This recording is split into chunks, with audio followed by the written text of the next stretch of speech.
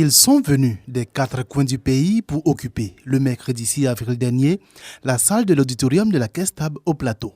Eux, ce sont les producteurs de café cacao, responsables de coopératives, qui n'ont pas voulu se faire compter ce moment historique, le lancement de l'opération de distribution des cartes de producteurs de café et de cacao. Cette carte va vous permettre de faire toutes les transactions avec sécurité. Vous n'aurez plus besoin de transporter de l'argent pour aller en plantation. Je pense que l'État vient de faire un grand coup en permettant de digitaliser les achats du cacao. C'est une grâce.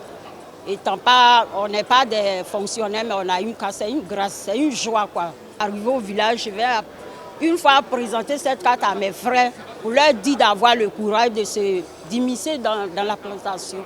La filière café-cacao à l'heure de la digitalisation. Des producteurs désormais titulaires d'une carte pour les transactions financières. La particularité de cette carte, c'est le code QR dont elle est dotée et qui renferme toutes les informations sur le producteur et son verger. Aboutissement d'une vaste opération de recensement initiée par le Conseil Café Cacao depuis avril 2019. Ici, tu as combien de personnes ici?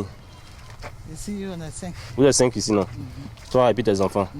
D'accord. Une opération de recensement qui a duré 21 mois et qui a mené 750 jeunes diplômés et agents du Conseil Café Cacao dans les hameaux les plus reculés du pays. La connaissance des plantations ouvre la voie à la mise en place d'une véritable traçabilité du cacao qui est produit dans nos différentes régions. Dans la conception du projet, nous avons pris en compte les problématiques majeures de la filière aujourd'hui, qui sont la lutte contre le travail des enfants et la lutte contre la déforestation. Le recensement des producteurs de café cacao et de leurs vergers a coûté environ 6,5 milliards de francs CFA, avec des premiers résultats. 993 031 producteurs recensés, dont 8% de femmes. L'âge moyen des producteurs de café cacao est de 44 ans. 3 027 290 personnes vivent dans les ménages de producteurs.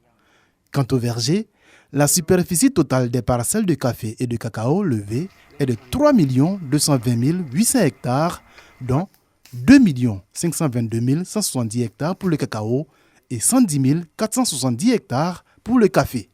Le recensement était l'étape essentielle pour parachever l'opérationnalisation du système de traçabilité de la chaîne de valeur du café et du cacao. Chaque produit d'un producteur aura un numéro, puisque après le recensement, les producteurs seront marqués par un code producteur.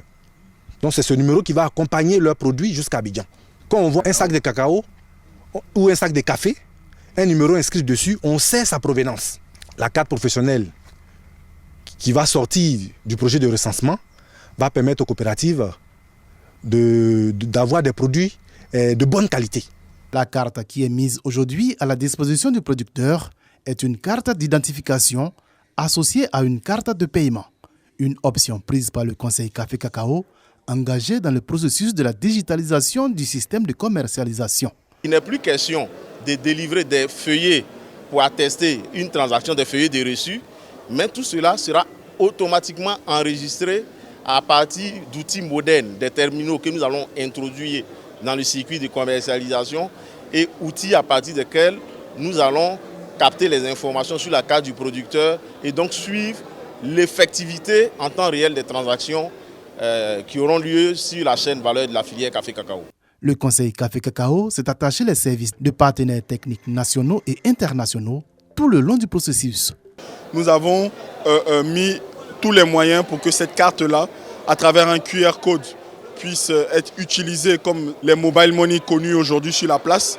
En plus, avec la solution USSD qui est aussi accessible par les paysans, ils peuvent même retirer de l'argent sans avoir leur carte physiquement comme un mobile money classique.